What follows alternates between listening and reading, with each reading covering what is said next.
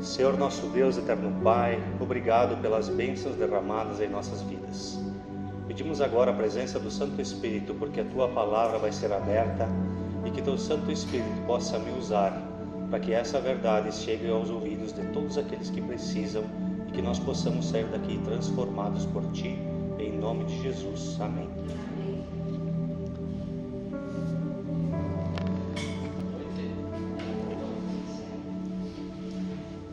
Tem uma pergunta para iniciar nossa mensagem de hoje.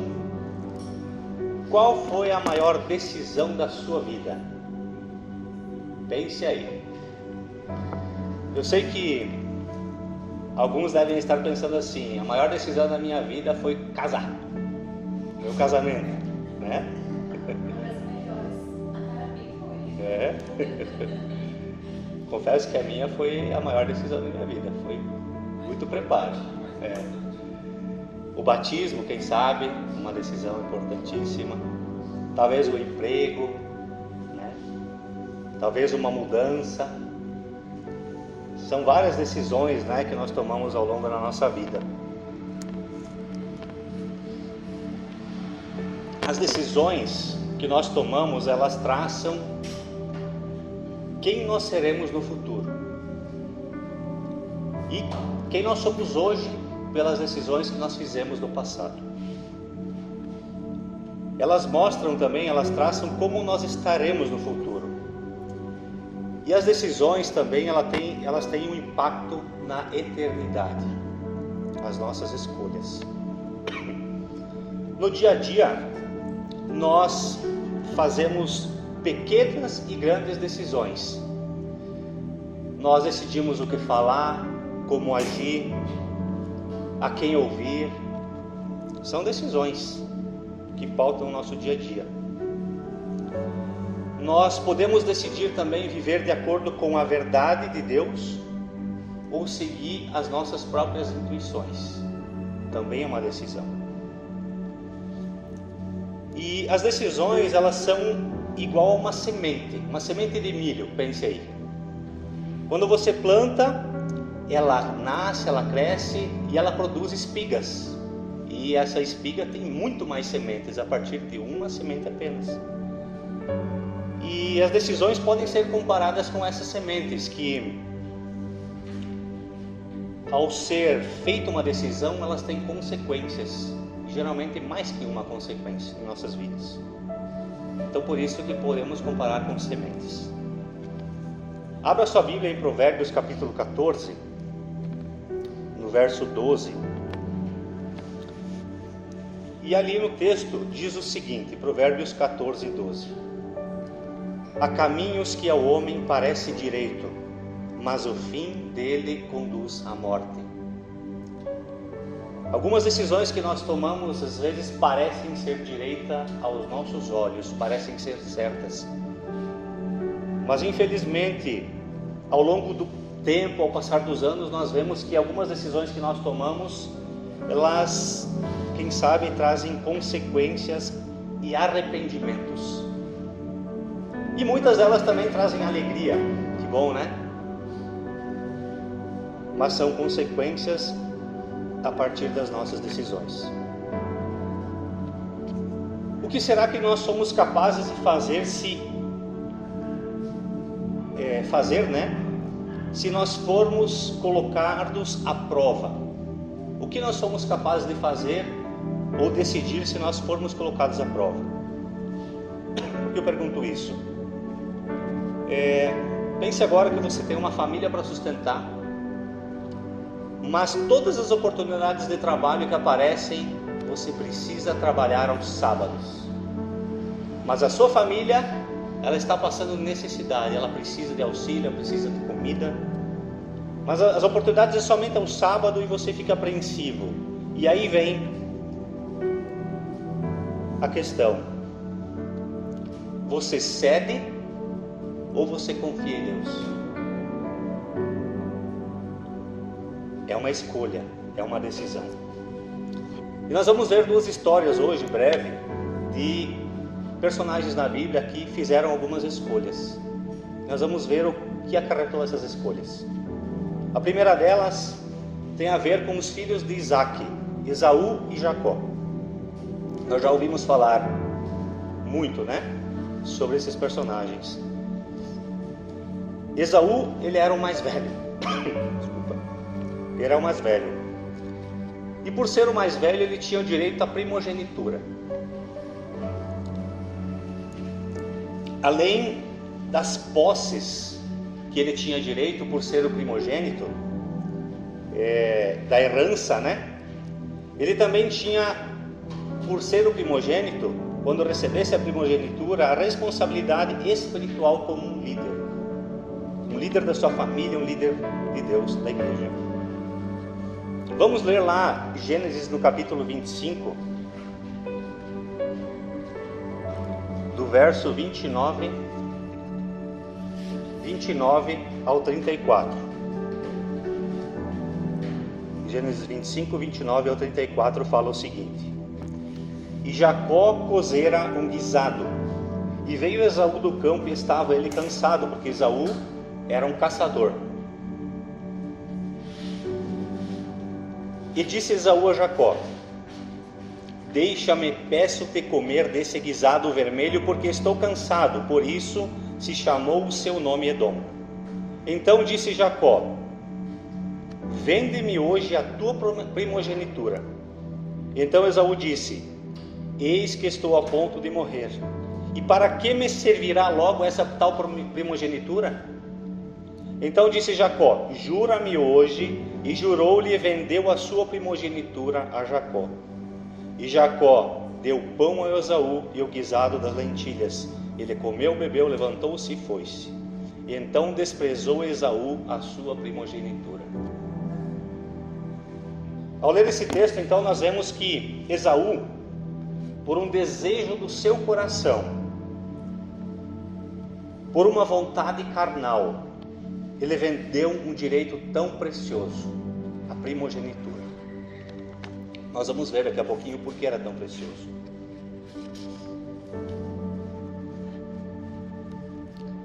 Cuidado com as escolhas pautadas em desejos. Essa é uma lição que nós podemos tirar daqui. As decisões, elas têm que ser pautadas na racionalidade, não em desejos. Sansão, por exemplo, um personagem que a gente conhece muito e já estudou muito, ele era um nazireu. Ele não deveria beber vinho, ele não deveria comer nada que viesse da videira, também não podia cortar o cabelo, ele deveria se casar com alguém que fizesse parte do povo. Mas infelizmente Sansão, ele fez tudo ao contrário do que Deus pediu e do que ele aprendeu e foi ensinado pelos seus pais.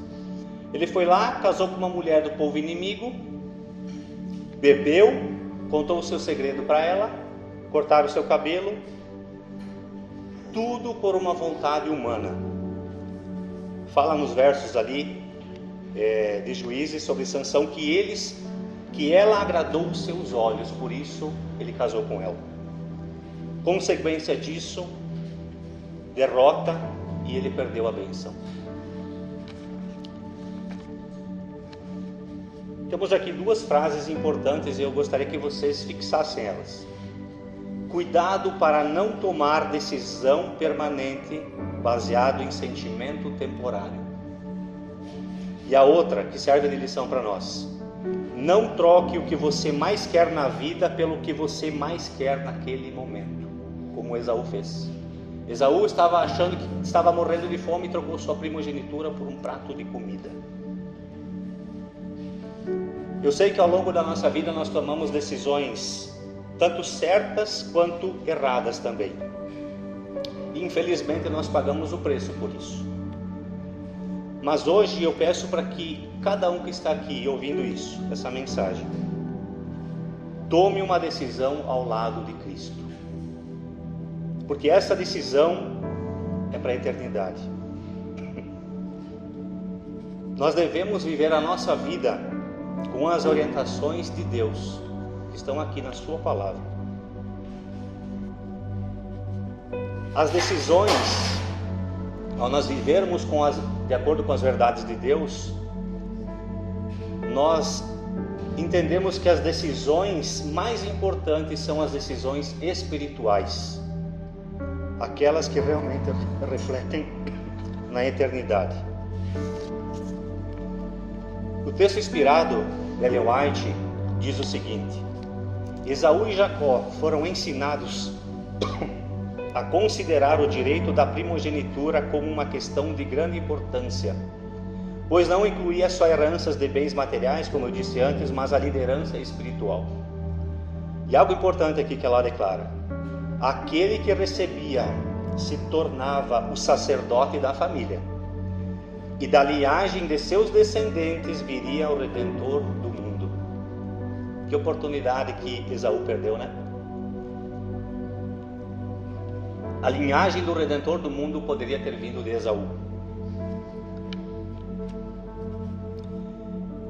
E olha que interessante, Esaú considerava um fardo de escravidão a lei de Deus. Ele não estava nem aí com aquele direito. Para ele não importava nada, não fazia diferença. Eu quero dizer para ti essa noite: princípios espirituais são inegociáveis. E as nossas decisões, elas devem ser pautadas nesses princípios que estão aqui na Bíblia Sagrada. Eu geralmente tenho o costume de pedir conselhos quando eu vou tomar alguma decisão importante. Às vezes eu peço para 1, 2, 3.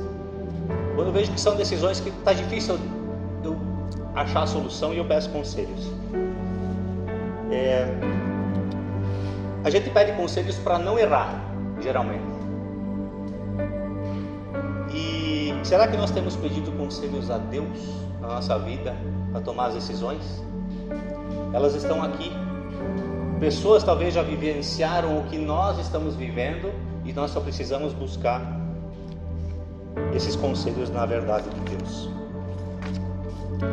No livro Patriarcas e Profetas, na página 181, fala o seguinte: multidões estão vendendo o seu direito à primogenitura pela satisfação dos sentidos. Sacrificam a sua saúde, enfraquecem as faculdades mentais e perdem o céu. Esaú despertou muito tarde para conseguir recuperar a sua perda. E assim também vai acontecer no grande dia de Deus, com aqueles que trocaram a sua posição de herdeiros do céu pelas suas satisfações egoístas. As pessoas têm trocado a eternidade por nada, por coisas que o tempo vai corroer, coisas que vão se perder. A outra história também de hoje, que nós aprendemos algumas lições sobre decisões e consequências, está lá em Gênesis, no capítulo 13. Você pode abrir a sua Bíblia. Gênesis capítulo 13, do verso 8 ao 11, conta um pouquinho da história de Abrão e Ló. Nós já ouvimos um pouco dela, mas aqui vamos relembrar. O verso 8 em diante diz assim: E disse Abrão a Ló: Ora, não haja contenda entre mim e ti, e entre os meus pastores e os teus pastores, porque irmãos somos. Não está toda a terra diante de ti? Eia, pois, aparta-te de mim. Se escolheres a esquerda, eu irei para a direita, e se a direita escolheres, eu irei para a esquerda. E então se levantou Ló os seus olhos e viu toda aquela campina do Jordão, que era boa, terra bem regada, antes de o Senhor então ter destruído Sodoma e Gomorra. E era como o jardim do Senhor, como a terra do Egito quando se entra em Zoar. Então Ló escolheu para si toda aquela campina do Jordão, e partiu Ló para o oriente, e apartaram-se um do outro. Nós vemos aqui, estudando um pouquinho mais atrás os versos, nós vemos que Abraão era muito rico, e Ló também, porque andava com Abraão, e toda a bênção de Deus estava sobre eles. Só que os pastores deles começaram a ter atrito, talvez por causa de terras, de pasto melhor. Eu quero que minhas ovelhas fiquem aqui porque é melhor. E Abraão não gostava disso. Abraão disse: não, tem tanta terra aqui, por que a gente está brigando? Nós somos irmãos. E Ló não estava contente, Ló queria mais. Então Abraão disse: olha, eu Se você quer viver assim, então você segue o teu caminho, eu sigo o meu. Aí nesse caso, Ló disse, eu vou seguir o meu caminho. Aí Ló olhou assim, toda aquela campina do Jordão e disse, essa parte é minha. Eu quero o melhor. Aos olhos de Ló era o melhor. Abraão então, aparentemente ficou com o pior.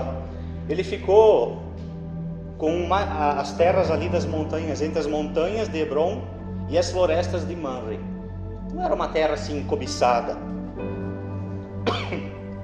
Mas o pior, às vezes, aos olhos de Deus, é tudo.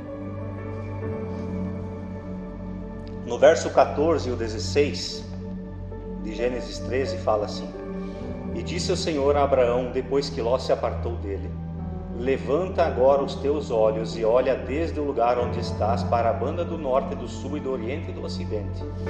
Porque toda essa terra que vês te hei de dar a ti a tua semente para sempre. E farei a tua semente como o pó da terra, da maneira que, se alguém puder contar o pó da terra, também a tua semente será contada. Ou seja, Deus havia abençoado Abraão com aquela terra. E o que aconteceu com Ló? Ló escolheu o melhor aos seus olhos. Abraão, Deus tinha um propósito para Abraão. Abraão era, mais ou menos a gente pode entender hoje, como a igreja de Deus naquele momento na terra. Ele era um sacerdote de Deus. E Deus tinha um plano para abençoar as nações através de Abraão. Ló, infelizmente, escolheu se afastar do projeto de Deus. E teve um resultado por causa disso. Nós sabemos que Sodoma e Gomorra foi destruída. Mas antes disso, Ló e sua família, o seu povo que foi com Ló, foi preso e foi para cativeiro.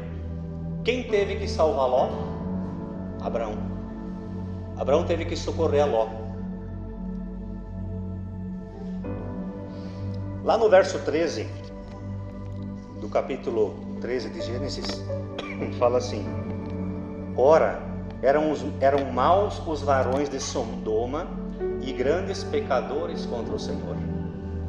A região que Ló foi, depois que se apartou de Abraão, aquele vale bonito, fazia parte de Sodoma. E eles já conheciam o povo que morava lá.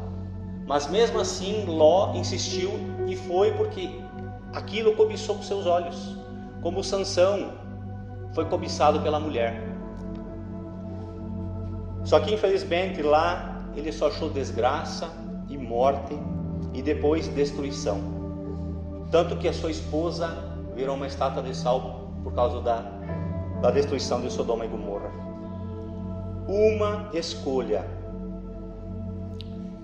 infelizmente, de viver longe de alguém que era escolhido por Deus, trouxe desgraça na vida de Ló. E como que nós podemos tirar um aprendizado disso? A igreja, Abraão representava a igreja naquele momento. Hoje a igreja, por mais que pareça que tenha problemas, ainda assim, desafios também, ainda assim essa igreja é a igreja de Deus. Ló, se ele tivesse tido paciência e conversado com Deus, talvez ele teria convivido com Abraão, recebido as bênçãos, não a perseguição por ter se distanciado.